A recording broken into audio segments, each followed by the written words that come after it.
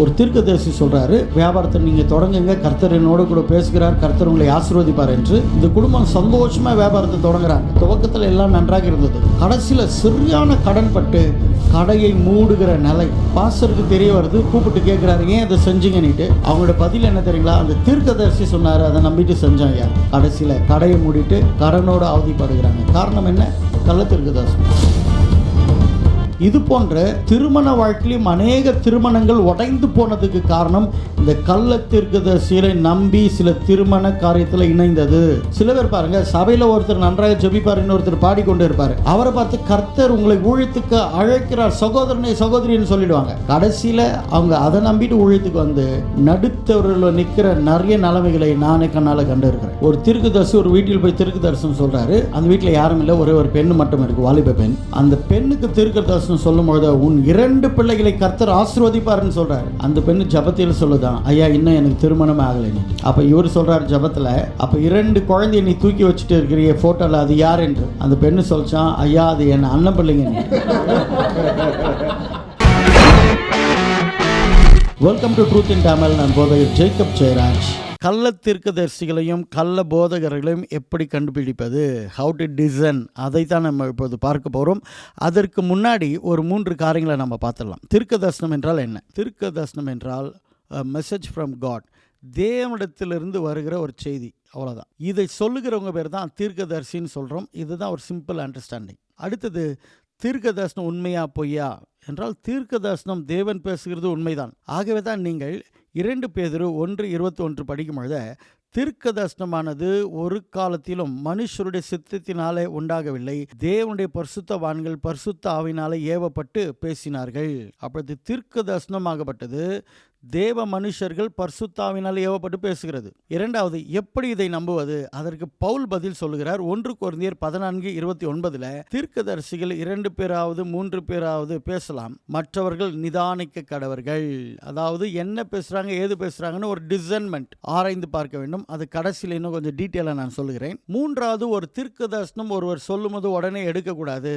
அதை வேத வசனத்திற்கு ஒத்து ஆராய்ந்து பார்க்க வேண்டும், அதற்கு கரெக்டாக இருக்கான்னுட்டு. ஏனென்றால் பழைய ஏற்பாட்டிலும் புதிய ஏற்பாட்டிலும் கள்ள தீர்க்கதரிசிகள் இருந்திருக்கிறார்கள். ஆண்டவரும் இதை வார்ன் பண்ணியிருக்கார். ஒரு கிழ தீர்க்கதரிசி இன்னொருவனை ஆண்டவர் ஒரு டைரக்ஷனில் போயிட்டு இன்னொரு டைரக்ஷனில் வராதுன்னு சொன்னால், இவன் ஆண்டவர் இதை செய்ய சொன்னார்னு சாப்பாடெல்லாம் கொடுத்துட்டு அனுப்புகிற வேலையில் மிருகம் அடித்து கொன்று போட்டது அவனை. இதை நம்ம வேதத்தில் பார்க்குறோம். இது போன்ற கள்ள தீர்க்கதரிசிகள் பழைய ஏற்பாட்டிலே இருக்காங்க, புதிய ஏற்பாட்டிலே இருக்காங்க. ஆகவே ஒவ்வொரு தீர்க்கதரிசனமும் தேவனிடத்திலிருந்து வருகிறதா அல்லது கற்பனையினால் யாரோ ஒருவர் பேசுகிறாங்களான்னுட்டு வேத வசனத்தை வைத்து ஆராய்ந்து பார்க்க வேண்டும். இப்பொழுது ஒரு 7 குறிப்புகளை நம்ம சுருக்கமாக கள்ள தீர்க்கதரிசிகள் எப்படி இருப்பாங்க, கள்ள போதகர்கள் எப்படி இருப்பாங்கன்றதை நம்ம பார்க்க போகிறோம். முதலாவது, இந்த கள்ள தீர்க்கதரிசிகள் மனுஷரை பிரியப்படுத்தும்படியாக பேசுவாங்க. ஜனங்களுக்கு என்ன தேவை அதை பேசுவார்கள். கள்ள போதகராகட்டும் கள்ள தீர்க்கதரிசிகளாகட்டும். ஒரு ஊழியர் ஒரு பெரிய மீட்டிங் நடத்த போகிறாரு. அவரை பார்த்து நான் கேட்குறேன், ஏன்னா வேற ப்ரீச்சருங்க இல்லையா, இவரை போய் ஏன் கொண்டு வரீங்க, இவர் மேலே பல பிரச்சனை இருக்கே அப்படின்ட்டு. அப்போ அந்த ஊழியர் சொன்ன பதில் என்ன தெரியுமா? அவர் சொன்னது அப்படியே சொல்கிறாங்க. அவனை நானும் மதிக்கிறது இல்லைப்பா, அவன் ஒரு கள்ள ஊழியன் தான், பாடிட்டு சுற்றி தெரிஞ்சுட்டு இருக்கான். இருந்தாலும் அவனை கூப்பிட்டா தான் ஜனங்க வராங்க, வாலிபர் வராங்க, அதனால தான் நான் கூப்பிடுறேன். இப்போது உங்களுக்கு விளங்குதுங்களா? இந்த ஊழியக்காரும் வாலிபர்கள் என்ன விரும்புகிறாங்களோ அதை தான் என்ன பண்ணுறாரு, பார்க்குறாரு. மற்ற ஊழியர்களும் ஜனங்கள் என்ன விரும்புகிறாங்க, அவங்க காதுக்கு என்ன பிடிக்குது அதை தான் கேட்குறாங்க. அதனால தான் பைபிள் சொல்லுது 2 தீமோத்தேயு 4:3-4 ஏனென்றால் அவர்கள் ஆரோக்கியமான உபதேசத்தை பொறுத்து கொள்ள மனதில்லாமல் செவிதினம் உள்ளவர்களாகி தங்கள் சுய இச்சைகளுக்கேற்ற போதகர்களை தங்களுக்கு திரளாய் தெரிந்து கொண்டு, அவங்களுக்கு என்ன பிடிக்குதோ, சில பேர் ஜபிப்பாங்க பாருங்க, ஆண்டவரே எனக்கு ஏற்ற வார்த்தையை பேசுங்க, இது போல ஆட்கள் தான். அவங்களுக்கு என்ன பிடிக்குதோ அது போல பேசணும் ஊழியர்கள். தெரிந்து கொண்டு சத்தியத்திற்கு செவியை விலக்கி கட்டுக்கதைகளுக்கு சாய்ந்து போகும் காலம் வரும். பாருங்க, ஒரு ஊழியர் ஆல்பர்ட் மில்டன் அவர் பேர். இவர் பேசுகிறதெல்லாம் கள்ள போதனை தான். ஒரு முறை ட்ரம்ப் வரப்போகிறார், இந்த வருடத்தில் அவர் தான் 2வது டேர்ன் என்ன பண்ண போகிறார், வரப்போகிறாருன்னு சொல்லி ட்ரம்ப் வரவேலை. இன்னும் கூட அவர் கள்ள போதகத்தை போதித்து கொண்டு இருக்கிறார். அவர் கள்ள தீர்க்கதரிசனத்தை சொல்லிட்டு இருக்கார். ஜனங்க அதை நம்பிட்டு இருக்காங்க. அமெரிக்காவில் அவருக்கு அதிகமான கமெண்ட் எல்லாம் பார்க்கலாம். இவங்க என்ன செய்கிறாங்க, ஜனங்களுக்கு எது பிடிக்குது அதை சொல்லலாம். இதோ ஆண்டவர் இன்றைக்கு உங்களுக்கு தங்கமாக தரப்போகிறார். சில பேர் பார்த்துருக்கீங்களா, சின்னத்தில் பிள்ளைங்க சாப்பிடலைன்னா அவங்கள பயம் காட்டுவோம். பூச்சிக்காரன் வரான், நீங்கள் சாப்பிடணும் அப்படின் போதும் அந்த பிள்ளைங்க யாரோ ஒருத்தன் விகாரமாக வருவான்னுட்டு அவங்க மனநிலையில் அப்படி யோசித்து சாப்பிடுவாங்க. அதுபோல் இப்போ ஊழியக்காரங்க ஆகிட்டு இருக்காங்க. தாடி விட்டுட்டு பெரிய பெரிய செயினை போட்டுட்டு சில பேர் சொல்கிறாங்க, ஆண்டவர் இனிமேல் ஞானஸ்தானத்தை தரமாட்டார் தண்ணீரில், ஆண்டவர் தங்கத்தால் ஞானஸ்தானத்தை தருவார். அப்போ ஜனங்களுக்கு என்ன பிடிக்குதோ என்ன வேணுமோ அதை தான் அவங்க பேசுவாங்க. ஜனங்களும் அப்படி தான் இருப்பாங்க. இது ஒன்று. அடுத்தது, அவர்கள் நான் தரிசனத்தை இப்படி கண்டேன், நான் தரிசனத்தை அப்படி கண்டேன், ஆண்டவர் இந்த தரிசனத்தை எனக்கு தருகிறார், இது போல் பொய்யா சொல்லுவாங்க. சில பேர் பாருங்கள், கண்ணை மூடிக்கொண்டு உங்கள் வீட்டில் இருள் இருக்கிறது, இன்னொரு ஊழியர் சொன்னாராம், கண்ணை திறந்து பாருங்கள் வெளிச்சமாக இருக்கணும்ட்டு. சும்மாவே உங்களுக்கு கட்டு இருக்குன்னு வாங்க, நம்பவே நம்பாதீங்க. யாரும் உங்களுக்கு செஞ்சுருக்கிறாங்கன்னு சொல்லுவாங்க, நம்பாதீங்க. தேவ பிள்ளைகளுக்கு யாரும் செய்ய முடியாது, செய்தாலும் அது பலிக்காது. அப்போ இவங்க பொய்யான தரிசனத்தை காண்கிறது. இவங்க பேசுகிறதெல்லாம் ஆண்டவர் அந்த தரிசனத்தை தந்தார், இந்த தரிசனத்தை தந்தார்னு பொய்யை சொல்லுவாங்க. இவங்க மனசில் காணப்படுகிற சில பிரச்சனைகள், சைக்காலஜிக்கல் இல்னஸ், அதெல்லாம் இவங்க என்னென்னலாம் யோசிக்கிறாங்களோ, இமேஜின் பண்ணுகிறார்களோ அதெல்லாம் தீர்க்க தரிசனம் சொல்லுவாங்க. ஏதோ ஒரு கனவு கண்டு இருப்பாங்க, அதை வச்சு கர்த்தரோட வார்த்தையை கனெக்ட் பண்ணுவாங்க. இதுதான் எரேமியா 14:14 பார்க்கிறோம். அப்பொழுது கர்த்தர் என்னை நோக்கி, தீர்க்கதரிசிகளின் நாமத்தை கொண்டு பொய் தீர்க்க தரிசனம் சொல்லுகிறார்கள், நான் அவர்களை அனுப்பினதும் இல்லை, அவர்களுக்கு கற்பித்ததும் இல்லை, அவர்களோடு பேசினதும் இல்லை. ஆண்டவர் பேசினதே கிடையாது. ஆனால் இவர்களுக்கு என்னென்னலாம் கனவுல வருதோ அதெல்லாம் தீர்க்க தரிசனம் சொல்லுவாங்க. அவர்கள் கள்ள தீர்க்கதரிசியும் கள்ள சகுனத்தையும் இல்லாத விஷயத்தையும் தங்கள் இருதயத்தின் கபடத்தையுமே உங்களுக்கு தீர்க்க தரிசனமாக சொல்லுகிறார்கள். அவங்க மைண்டில், அவங்க ஹார்ட்டில் என்ன தோன்றுதோ அதெல்லாம் தரிசன கண்ணன் சொல்லுவாங்க. இவர்களை சுத்தமாக நம்ப வேண்டாம், இவர்களே கள்ள தீர்க்கதரிசிகள். மூன்றாவது, இவர்கள் என்ன செய்வாங்கன்னா, ஜனங்களுடைய அட்டென்ஷன், அவர்களுடைய மனசை என்ன பண்ணுவாங்க, தன் பக்கமாக திருப்ப பார்ப்பார்கள்.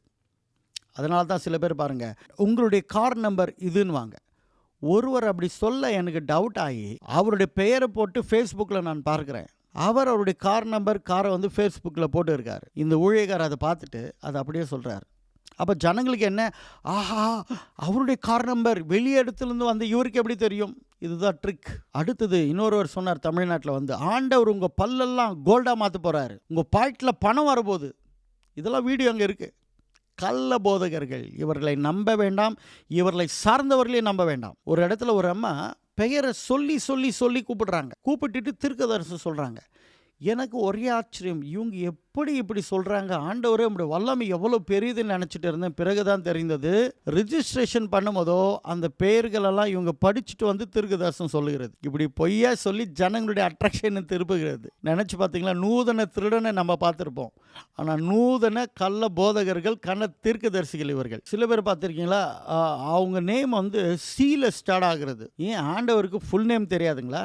இது போல் ஒரு யுகிச்சி ஜனங்களுடைய அந்த அந்த அந்த அந்த அட்டென்ஷனை அவங்க என்ன பண்ணுவாங்க, கவர பார்ப்பாங்க. சில சமயத்தில் பொய்யான அற்புதங்களை கூட செய்வாங்க. அதனால தான் ஆண்டவராக இயேசு கிறிஸ்து மத்திய 24:24-25 சொல்கிறார், ஏனெனில் கள்ள கிறிஸ்துக்களும் கள்ள தீர்க்கதரிசிகளும் எழும்பி கூடுமானால் தெரிந்து கொள்ளப்பட்டவர்களையும் வஞ்சிக்கத்தக்கதாக, அதுதான் வஞ்சனை, ட்ரிக் பண்ணுவாங்க, வஞ்சிக்கத்தக்கதாக பெரிய அடையாளங்களையும் அற்புதங்களையும் செய்வார்கள், இதோ முன்னதாக உங்களுக்கு அறிவிக்கிறேன். ஆண்டவரே சொல்லிட்டார், இது போலலாம் எழும்புவாங்க, ட்ரிக் பண்ணுவாங்க. நான்காவது, இந்த கள்ள தீர்க்கதரிசிகள் கூடுமான வரையிலும் பாவத்தை குறித்து கண்டித்து உணர்த்தவே மாட்டாங்க. மனம் திரும்புதலை குறித்து இவங்க பேச மாட்டாங்க.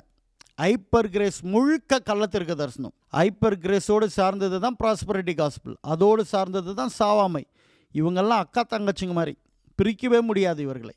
கள்ள தீர்க்கதரிசிகள். வேதம் இவர்களை குறித்து தெளிவாக சொல்கிறது. புலம்பல் 2:14, உன் தீர்க்கதரிசிகள் அபத்தமும் வியர்த்தமுமான தீர்க்க தரிசனங்களை உனக்காக தரிசிக்கிறார்கள். அவங்கள என்ன பண்ணுறாங்க, தரிசிக்கிறார்கள். அவர்கள் உன் சிறையிருப்பை விளக்கும்படி உன் அக்கிரமத்தை எடுத்து காட்டாமல், ஜனங்க செய்கிற தவறுகள், குற்றங்களை, குறைகளை எடுத்து காட்டாமல் அபத்தமானவைகளையும் கேடானவைகளும் உங்களுக்கு தரிசிக்கிறார்கள். அப்போ என்ன உங்களுக்கு வேணுமோ அதுதான். தம்பி, நீ பரலோகத்துக்கு போனா உனக்கு ரொம்ப ஈஸி, நரகத்துக்கு போனா ரொம்ப கஷ்டம் தம்பி. ஒருவர் இப்படி போதிச்சுட்டுக்கிறார், ஃபாதர் ஹவுஸுன்னு. என்னவா, ஒருவன் நரகத்துக்கு போனோன்னா இயேசுசாமி விட மாட்டாராம். அங்கே தப்பிச்சுட்டு பாவம் செஞ்சால் பரிசுத்தாவினர் விட மாட்டாராம். அங்கே தப்பிச்சுட்டு பாவம் செஞ்சால் பிதா விட மாட்டாராம். அப்போது 3 பேரும் அவன் என்னதான் பாவம் செஞ்சாலும் அவனை காப்பாற்றி நரகத்துக்கு போகாத மாதிரி தடுப்பாங்களாம். அதனால் பாவம் எவ்வளோ செஞ்சாலும் ஒன்றும் பிரச்சனை இல்லை. அதுதான் இந்த ஹைப்பர் கிரேஸ் டீச்சிங். அதனால தான் சொல்கிறேன், இது முழுக்க முழுக்க அபத்தமான ஒரு போதனைகள். அதில் ரிப்பன்டன்ஸ் என்பதே கிடையாது. நீதி குறித்து, ஜனங்களுடைய தவறை குறித்து, சபையில் சில காரியங்கள் தவறு நடக்கும்போதோ ஆவியானவர் உணர்த்துவார். அதை பேச மாட்டாங்க. ரண வைத்தியனாக இருக்க மாட்டாங்க. இவர்கள் ஜஸ்ட் ஒரு ஆயின்மெண்ட்டு போட்டுட்டு ஜனங்களை அனுப்பி வச்சுருவாங்க. ஜனங்களும் அதை தான் விரும்புவாங்க. 5வது ஹீரோயிசம். அதாவது என்ன செய்வார்கள் என்றால், தேவனை மகிமைப்படுத்த மாட்டார்கள். தன்னை பெரிய ஹீரோ போல காட்டுவாங்க. சில வர்ஷிப் லீடர் அப்படி தான் இருக்காங்க. சில போதகர்கள் அப்படி தான் இருக்காங்க. சில தீர்க்கதரிசிகளும் அப்படி தான் இருக்காங்க. ஆவி ஒன்று தான். பாருங்கள், ஒரு நல்ல தீர்க்கதரிசி, நல்ல போதகர் என்றால் அவருடைய அழகு, தெய்வமே நீர் பெருக நான் சிறுக வேண்டும். அதுதான் நம்ம யோவான் 3:30 பார்க்கிறோம். அவர் பெருகவும் நான் சிறுகவும் வேண்டும் என்று தீர்க்கதரிசி சொல்லுகிறான். யோவான் ஸ்தானகன் இயேசுவுக்கு வழியை ஆயத்தப்படுத்த வந்தவன். அப்போ ஒரு தீர்க்கதரிசியுடைய கனி அழகு என்ன? அவரை மகிமைப்படுத்துவார்கள், அவரை உயர்த்துவார்கள், அவர் சொல்லுகிறத சொல்லுவாங்க. மனுஷரை பிரியப்படுத்த மாட்டாங்க, தன்னையும் உயர்த்த மாட்டாங்க. 6வது, இந்த கள்ள தீர்க்கதரிசிகள் என்ன செய்வார்கள் என்றால், வேதத்தை தவிர்த்துட்டு இவங்களுடைய ஓன் வேர்ஷன், சில கட்டுக்கதைகளை என்ன பண்ணுவாங்க, திணிப்பாங்க. அதனால தான் அவங்களால தைரியமாக சொல்ல முடிகிறது, நான் சினிமாவை பார்த்தே எனக்கு விசுவாசம் வந்ததுன்னு. இது பரவி இன்னும் வெளி இடத்துல கூட சில வாலிபர்கள், நீங்கள் சினிமா பாருங்கள், அவங்கள பார்த்தா அவங்களே கர்த்தர் ஆசீர்வதிப்பார் என்றால் நம்ம எப்படி உயர்த்துவார்னு ஒரு தம்பி பேசிகிட்டு இருக்கார். காரணம் என்னவென்றால், இவர்களுடைய கட்டுக்கதைகள் அப்படி இருக்கும். டிசைனாக போய் சொல்லுவாங்க. டிசைனாக கட்டுக்கதைகளை திணிப்பார்கள். எல்லாவற்றுக்கும் கர்த்தர் என்னோடு பேசினார், கர்த்தர் என்னோடு கூட பேசினார். எலியா கூட அப்படி சொல்லியிருக்க மாட்டார் அவ்வளவு. ஆனால் இவர்கள் சொல்லுவார்கள், ஏதோ ஒரு வெதர் ரிப்போர்ட்டு, அதை கேட்டுட்டு அந்த இடத்துல நின்று மழை வரப்போகிறதுன்னு சொல்லுவாங்க. அதற்கு முன்னாடி நியூஸில் அதை சொல்லிட்டு இருப்பாங்க. கட்டுக்கதைகள், அநேக கதைகளை திணிப்பார்கள். முழு வசனத்தை காட்ட மாட்டாங்க இவங்க. அங்கேயும் இங்கும் பொறுக்கி ஜனங்களை என்ன பண்ணுவாங்க, கட்டுக்கதலை திணிப்பாங்க. அதனால தான் வேதம் சொல்லுது இவர்களை குறித்து. 2 பேதுரு 2:1-3. அதனால தான் பேதுரு தெளிவாக சொல்கிறாரு, கள்ள தீர்க்கதரிசிகளும் ஜனங்களுக்குள்ளே இருந்தார்கள், இப்போ இருக்கிறது போல இருந்தார்கள், அப்படியே உங்களுக்குள்ளும் கள்ள போதகர்கள் இருக்கிறார்கள். நன்றாக விளங்கி கொள்ள வேண்டும். கள்ள தீர்க்கதரிசிகளும் கள்ள போதகர்களும் ஏவுகிறது ஒரே ஆவிதான். அவர்கள் கேட்டுக்கேதுவான வேத புரட்டுகளை தந்திரமாய் நுழைய பண்ணி தங்களை கிரியத்துக்கு கொண்ட ஆண்டவரை மறுதலித்து, வேத புரட்டு அதுதான். சினிமா பார்த்தா விசுவாசம் வருதுன்னு சொல்கிறாங்களா, இதெல்லாம் வேத புரட்டு. இவர்களெல்லாம் அதே தான், அந்த கேட்டகரி தான். விளங்குச்சுங்களா? தந்திரமாய் ஜனங்க மத்தியில் அப்படி நுழைய பண்ணி சினிமா பாட்டெல்லாம் பாடி, டான்ஸ் எல்லாம் ஆடி எல்லாம் செய்வாங்க, எல்லாமே செய்வாங்க. உலகம் செய்கிற எல்லா பாவத்தையும் செய்வாங்க. தங்களை கிரியத்திற்கு கொண்ட ஆண்டவரை மறுதலித்து தங்களுக்கு தீமையான அழிவை வருவித்துக் கொள்வார்கள். அவர்களுடைய கெட்ட நடக்கைகளை அநேகர் பின்பற்றுவார்கள். அவர்கள் நிமித்தம் சத்திய மார்க்கம் தூஷிக்கப்படும். இப்பொழுது அதுதான் நடந்துட்டு இருக்கு. தேவனுடைய ஆலயத்தில் சினிமா பாட்டு என்ன, சினிமா பார்த்தா விசுவாசம் வருதுன்னு சொல்கிறது என்ன? உங்களுக்கு விளங்குச்சுங்களா? ஆண்டவர் தண்ணீர்னால இல்லை, தங்கத்தலால் உங்களை ஞானஸ்தானம் பண்ணுவார்னு சொல்கிறதுனா ஜனங்களுக்கு அப்படியே ஆசையை தூண்டுறது. ஜனங்களுக்கு என்ன தேவையோ அதை சொல்கிறது. 7வதாக சிம்பிளாக நான் சொல்லிடுறேங்க, எப்படி இவர்களை புரிந்து கொள்வது, எப்படி இவங்களை டிசைன் பண்ணணும்னா, ஜீசஸ் தெளிவாக சொல்கிறாரு, அவருடைய கனிகளால் அவர்கள் அறியப்படுவார்கள். அடுத்தது உபாகம் 18:22 வேதம் தெளிவாக சொல்லுது, ஒரு தீர்க்கதரிசி கர்த்தரின் நாமத்தினால சொல்லும் காரியம் நடவாமலும் நிறைவேறாமலும் போனால் அது கர்த்தர் சொல்லாத வார்த்தை. அந்த தீர்க்கதரிசி அதை துணிகரத்தினால் சொன்னான், அவனுக்கு நீ பயப்பட வேண்டாம். அதாவது ஒரு தீர்க்கதரிசனம் சொல்லும் பொழுதே அவைகள் நிறைவேற வேண்டும். ட்ரம்ப் வரப்போகிறார் என்று தமிழ்நாட்டில் தீர்க்கதரிசனம் சொன்னாங்க, பல இடத்துல சொல்லப்பட்டது. ஒரு வேளை இந்த ஆட்சியில் வந்துட்டா நாங்கள் அப்போ சொன்னோமே அதுதான் நடந்திருக்குன்னு பொய்யே சொல்லுவாங்க. அவர்கள் சொன்னது அந்த காலகட்டத்தில், அதனால் நடக்கலை. ஆனால் ஜனங்கள் அவர்களை பின்பற்றி போகிறார்கள். வேத வசனம் தெளிவாக சொல்லுது, ஒரு தீர்க்கதரிசனம் சொல்லும் பொழுதே அதை நடக்கணும். நடவாத பட்சத்தில் அவர்களை நம்பக்கூடாது. அடுத்தது, ஒரு தீர்க்கதரிசனம் சொல்லப்படும் பொழுது அது சபைக்கும் தனிப்பட்ட நபருக்கும் ஒரு பக்தி விருத்தி உண்டாக வேண்டும். கன்ஃபியூஷன் உண்டாகக்கூடாது, பக்தி விருத்தி. ஆகவே தான் 1 கொரிந்தியர் 14:3-4 சொல்லப்பட்டிருக்கு, தீர்க்கதரிசனம் சொல்லுகிறவன் எவனோ மனுஷருக்கு பக்தி விருத்தியும் புத்தியும், தீர்க்கதரிசனத்தில் புத்தி கூட இருக்கணும், புத்தியும் ஆறுதலும் உண்டாகத்தக்கதாக பேசுகிறான். அந்நிய பாஷை பேசுகிறவன் தனக்கே பக்தி விருத்தி உண்டாகத்தக்க பேசுகிறான். தீர்க்கதரிசனம் சொல்லுகிறவனோ சபைக்கு பக்தி உண்டாகத்தக்க பேசுகிறான். அப்போ தீர்க்கதரிசனம் ஆகப்பட்டது சபைக்கு கொடுக்கப்பட்டு இருக்கு நியூ டெஸ்ட்மெண்ட்டில். அது சபையினுடைய எடிஃபிகேஷன், பக்தி விருத்தி சபைக்கு உண்டாகணும். தவறு செஞ்சிருந்தால் கூட புத்தி சொல்ல வேண்டும், அதை சரிப்படுத்த வேண்டும். உள்ள உடஞ்சவங்களுக்கு தேவ வார்த்தையினால் ஆறுதல் படுத்த வேண்டும். எப்பொழுதுமே சுகர் கோட்டிங் மெசேஜுங்களும் கொடுத்துட்டு இருக்கக்கூடாது. கடைசியாக தீர்க்கதரிசனம் ஒருவர் சொல்லும் பொழுதே அந்த தீர்க்கதரிசன வார்த்தைகள் வேதத்திற்கு புறம்பாக இருக்கக்கூடாது. வேதத்தின் அடிப்படையில் தான் இருக்க வேண்டும். ஆவியானவர் அப்படி தான் பேசுவார். அவரே சுயமாக எதுவுமே பேச மாட்டார் என்று ஆண்டவராகிய இயேசு கிறிஸ்துவே சொல்லியிருக்கிறார்.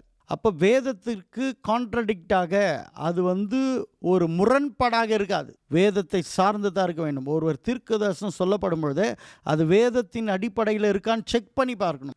ஆவியானுடைய உதவியோடு கூட நம்ம என்ன பண்ணணும், அதை டிசைன் பண்ணணும், அதை பகுத்து அறிய வேண்டும். ஆகவே தான் 2 பேதுரு 1:21 மறுபடியும் நான் படிக்கிறேன். தீர்க்க தரிசனமானது ஒரு காலம் மனுஷருடைய சித்தத்தினாலே உண்டாகவில்லை. தேவனுடைய பரிசுத்த மனுஷர்கள் பேசுகிறது, தேவனுடைய பரிசுத்த மனிதர்கள் தான். ஆனால் வார்த்தை தேவனிடத்திலிருந்து வரும். தேவனுடைய பரிசுத்த மனிதர்கள் பரிசுத்த ஆவியினாலே ஏவப்பட்டு பேசினார்கள். அப்போ தீர்க்க தரிசனமாகப்பட்டது பரிசுத்த ஆவியினால் ஏவப்பட்டு என்ன பண்ணுகிறது, பேசுகிறது. நம்முடைய சொந்த ஐடியாவையும் கணிச்சு பேசுகிறதும் சூழ்நிலைகளுக்கு ஏற்றபடி பேசுகிறதும். சில இடத்துலலாம் பாருங்கள், எல்லா இடத்துலையும் சாமுவேல்னு ஒருத்தர் இருப்பார், அங்கே தீர்க்க தரிசனம் வரும். ஆகவே தேவ பிள்ளைகள் மிகவும் கேர்ஃபுல்லாக இருக்க வேண்டும். கார் நம்பர், பைக் நம்பர் சொல்லிட்டு தீர்க்க தரிசனம் சொல்கிறது, அல்லது ஒருவருடைய பெயரை முழுக்க சொல்லாமல் உங்கள் பெயர் சியில் ஸ்டார்ட் ஆகுது, எம்மில் ஸ்டார்ட் ஆகுதுன்னு என்ன பண்ணுறது சொல்லுகிறது. நான் இந்த தரிசனத்தை கண்டேன்னு சொல்லுகிறது. அவங்க என்ன சொன்னாலும் வேத வசனத்தின்படி இருக்கா, ஆவியானவர் தான் பேசுகிறாரா என்று அதை டிசைன் பண்ண வேண்டும். ஏனென்றால் சிம்பிளாக சொல்லுகிறேன், தேவனுடைய தீர்க்க தரிசனங்கள் பேசும்பொழுதெல்லாம் அந்த தீர்க்கதரிசிகளை ஜனங்களுக்கு பிடிக்காது. அவர்களே உண்மையான தீர்க்கதரிசிகள். எரேமியாவை பிடிக்கல, ஏசாயாவை பிடிக்கல, சாமுவேலை சவுலுக்கு பிடிக்கல, இயேசு கிறிஸ்துவை யூதர்களுக்கு பிடிக்கல, யோவான் ஸ்தானகனை பிலிப் குடும்பத்துக்கு பிடிக்கல, எலியாவை ஆகாபுக்கும் இயேசுபேலுக்கும் பிடிக்கல. அடுத்தது தேவன் என்ன சொல்லுகிறாரோ அது அப்படியே தீர்க்கதரிசிகள் சொல்லுவார்கள். அது ராஜாவாக தாவீதா இருந்தாலும் நாத்தானியலுக்கு கவலையே கிடையாது. கர்த்தர் சொன்னாரா, தைரியமாக சிங்கத்தை போல கர்ஜிப்பார்கள். அவர்கள் மனுஷரை பிரியப்படுத்த மாட்டார்கள். அதுதான் சிம்பிள். தீர்க்க தரிசனம் என்றால் மெசேஜ் ஃப்ரம் காட். தேவனிடத்திலிருந்து வருகிற அந்த செய்தியை அப்படியே சொல்லுவாங்க. அப்படி சொல்கிறவங்க தான் தீர்க்கதரிசிகள். உண்மையான தீர்க்கதரிசிகளை அறிந்து கொள்ள வேண்டும் என்றால் ஆவியில் நிறைந்து வேத வசனத்தின் கண்ணோட்டத்தோடு பார்க்க வேண்டும். May God bless you.